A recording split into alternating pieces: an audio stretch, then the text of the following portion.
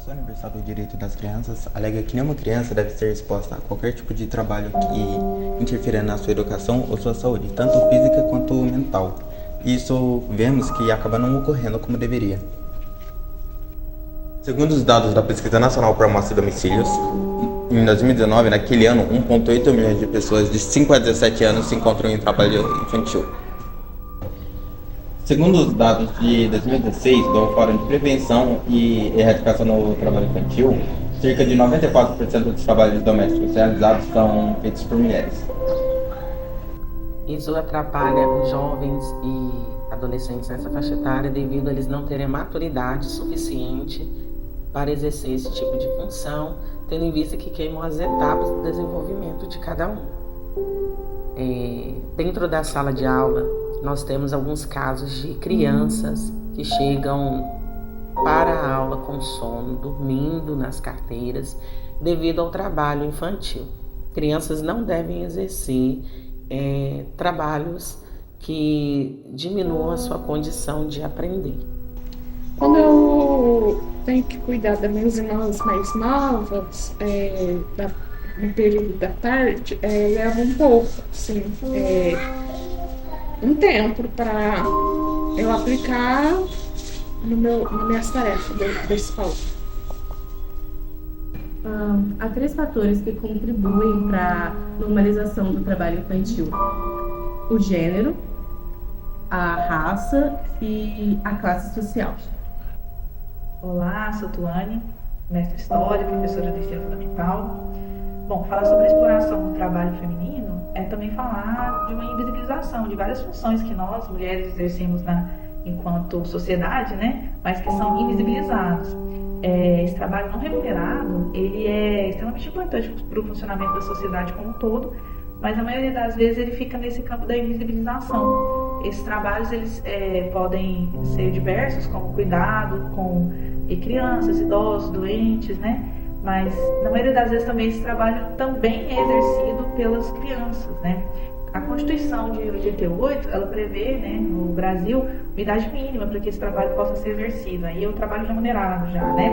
Então, essa idade mínima para esse trabalho é de 16 anos, salvo se for algum aprendiz ali da idade de 14 aos 16, né? No governo de Getúlio Vargas, na Constituição de 34, foi pioneira a tratar desse assunto sobre trabalho infantil, mas se a gente olha historicamente essas datas, 1934 foi ontem, né? Então, antes disso, o trabalho infantil não era legislado, né, de forma séria no Brasil. Quando nós tratamos essa questão aí do trabalho feminino na infância, nós podemos ver que historicamente, né, não é uma novidade no Brasil.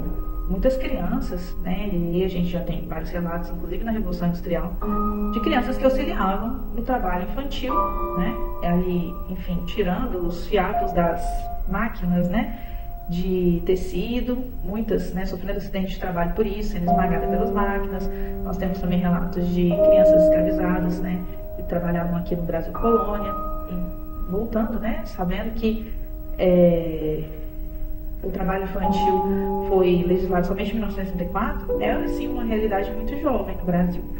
Então, mesmo que haja ali uma vedação expressa na lei, nós sabemos que a realidade é outra, né? Mesmo que atualmente não seja permitido esse trabalho infantil dos menores de 14 anos, nós sabemos que a realidade é outra. E muitas crianças auxiliam na renda familiar trabalhando, né? Fator que pode afetar diretamente o rendimento escolar. No caso dos adolescentes, em jornadas, né, que em alguns adolescentes é permitido sim o trabalho, como falamos aí dos acima de 14 anos, existem pesquisas que adolescentes que trabalham 36 horas semanais, a evasão escolar chega a 40%. Então esse é um assunto sério que precisa ser pensado, né, que mesmo que haja essa vedação em lei, há sim uma implicação social para tudo isso e que nós não podemos fechar nossos olhos, né? É difícil conciliar o trabalho e a escola e realizar as atividades escolares. Eu percebo que se eu não trabalhasse, as minhas notas poderiam ser melhores. Eu percebo que a minha disposição para assistir às aulas decaiu um pouco por conta do trabalho. Como o trabalho infantil acabou sendo normalizado na nossa cultura, Primeiramente, a gente precisa fazer um adendo nessa nomenclatura, porque quando falamos de trabalho infantil, estamos falando de exploração infantil, porque criança não trabalha, criança estuda. Tá, que existem leis e programas que permitem o trabalho da criança a partir de certa idade. Antigamente, era comum que as famílias tinham mais de 3, 4, 5 filhos. E socioeconomicamente falando, esses pais, os adultos da família, não tinham condições de arcar com todas as despesas. E então colocavam seus filhos muito cedo, né, na lavoura, trabalhando para ajudar nas despesas de casa. Há também o aspecto cultural de que o trabalho faz bem à criança, que uma criança que tem a responsabilidade de trabalhar logo cedo, ajudando na manutenção da sua família, ele será um adulto responsável, um adulto útil para a sociedade. Lógico que são muitas famílias que ainda hoje necessitam do trabalho da criança para ajudar dentro de casa. É errado? É. Eles têm outra saída, muitas pessoas não têm. Só que algumas pessoas com más intenções aproveitam disso e exploram do trabalho dessas crianças. Então foi quando o Estado precisou intervir e pensou, não, vamos então regulamentar isso, vamos criar programas que tentem amenizar o trabalho, a exploração infantil. Então, por que alguns empregadores preferem contratar crianças para trabalhar para eles? Bom, falando dentro da lei, né, com os programas menores aprendizes e jovens aprendizes.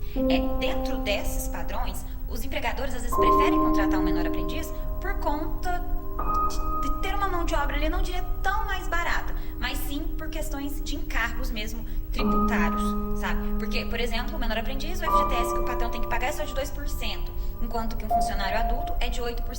O menor aprendiz, ele não vai ter direito de aviso prévio indenizado, não vai receber seguro-desemprego, não vai ter contribuição do INSS, então acaba reduzindo a carga tributária do trabalho do empregador.